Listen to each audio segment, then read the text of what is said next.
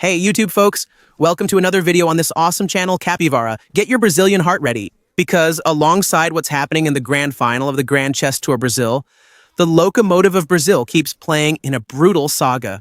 Approaching 3,150. I'm bringing it. How's the journey?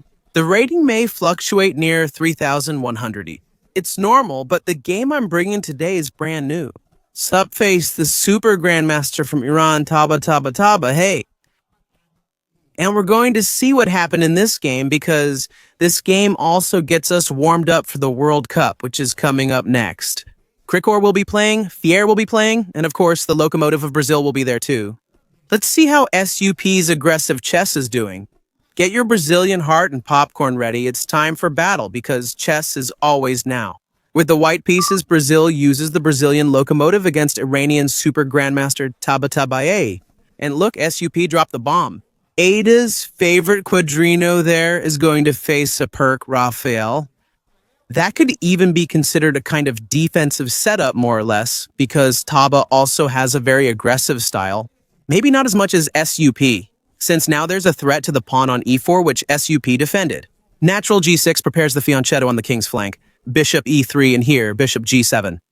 And it's very clear, because at this moment, you can see that when the white player already comes out playing with the bishop on e3, it's already going to happen. After queen d2 and long castling, the game turns chaotic. That's reality.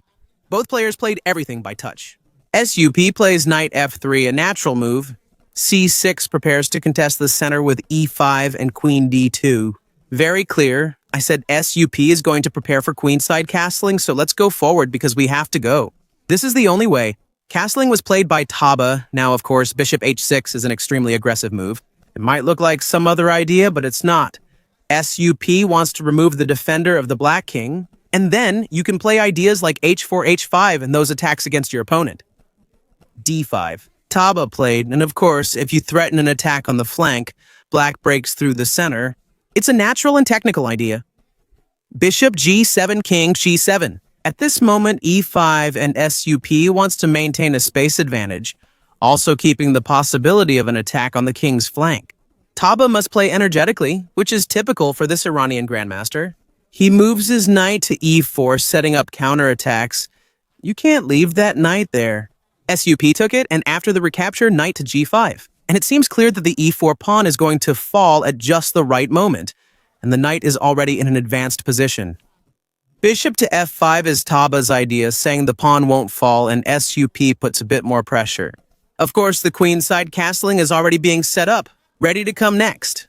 Notice that neither player's clock has even started running. Taba responded with c5 here, the best move for black in this position. I don't know if they're still in a theoretical position or not, if they're still in the known territory or not. Here, SUP castled long, seemingly defending everything. It still threatens the e4 pawn, which could be captured at the right time, putting the rook in an X-ray with the queen, and threatening to capture or advance. The position is chaotic, and at this moment comes the capture on d4. SUP recaptures with the rook. And now he's reaching the most important moments of the game, which is Rafael's move. What's happening?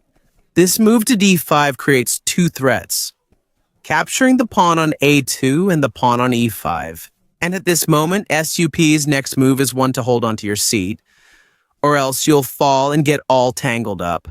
SUP played the move g4, which is one of the computer's moves. So look at how complex this is going to get. He wants to weaken.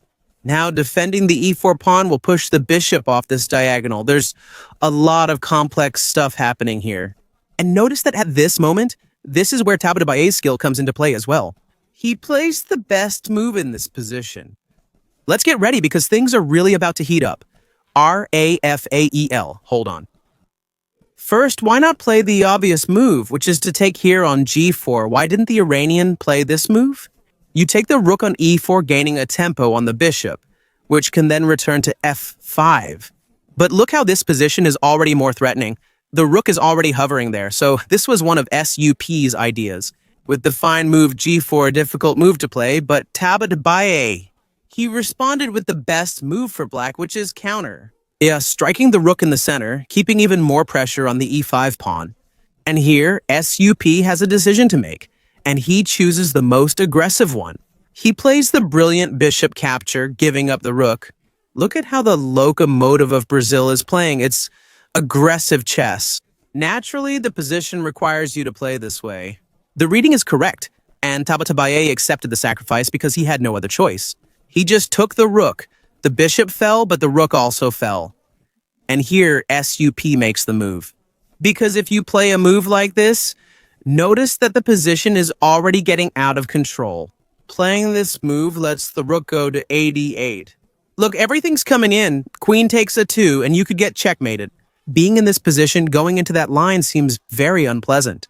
So, what Sup played at this moment, after the rook was taken on D4, Sup went for the checkmate. That's what's left now. He played the move F6 down the exchange, and let's go after the opponent's king, which has been the idea from the beginning, ever since the long castle was played. In this position, Tabatabaye took that pawn, and after the recapture, of course. He doesn't want to take here since the knight checks after capturing, and you can also double with the knight on H7. He simply put the king on G8, and at this moment, Black has an extra exchange, but SUP has the development. He moves his bishop to C4, adding another attacker. The position is complicated, okay? This is a blitz chess game, and even the engines prefer Black's position. In a blitz game, just having the mindset to attack your opponent's king can be quite intimidating. Look, he's putting pressure on F7, he's keeping an eye on the knight. And when the bishop moves, who enters the game indirectly? The rook on H1 is already controlling the first rank. This makes a difference. Also, the bishop is holding the pawn on a 2, and Tabatabaye played rook AC, 8 to pressure that bishop. You can't play a position like this where you're down the exchange without keeping up the energy. And at this moment, of course, if you take here again, the rook comes in. On the file, is the white king also vulnerable? SUP at this moment, he keeps playing energetically and he sacrifices more material. Raphael, I can't believe it. He went all in for the mate. And of course, you can't refuse a capture like that. Tabatabaye took it, and now SUP plays. Knight takes F7, and here is, by far, one of the most important moments of the game because the whole drama is about how to continue. Now, of course, we're imagining that this knight will be captured. But that move isn't good. Here, Tabatabaye already starts to struggle to try for his counterplay. Raphael, why can't you capture here? Because queen to D4 hits you with the bomb, and that's game over. Because, look, the material is more or less the same, but the black king is much more vulnerable. I'm threatening queen to D7 check and have taken the rook. Besides a bunch of mating ideas here on E7 and G7, you can't get into this. So here, Tabatabaye took on C2, which is a move that really scares you because it gains a tempo on the queen. On top of everything, look how there are discovered attacks coming down this file. And SUP at this moment plays the best move in the position, which is queen to H3, not allowing the knight to leave with a discovered check. Because he's taking the rook there on C8, so this is a really tricky move. Notice you can't just take that knight because then I come to H7 and your king is in trouble. Besides that, I can take the rook at the right moment. This is the most important moment of this game. Why did the engines like Black's position, but you'll have to find one and only one move to keep the position interesting for Black. And in this dramatic moment, Tabatabaye makes an inaccuracy, which is subtle. And I'll show you why this move is clearly considered an inaccuracy. What's Tabatabaye's idea? Defend the rook, maintain the discovered attack, and focus on capturing the knight.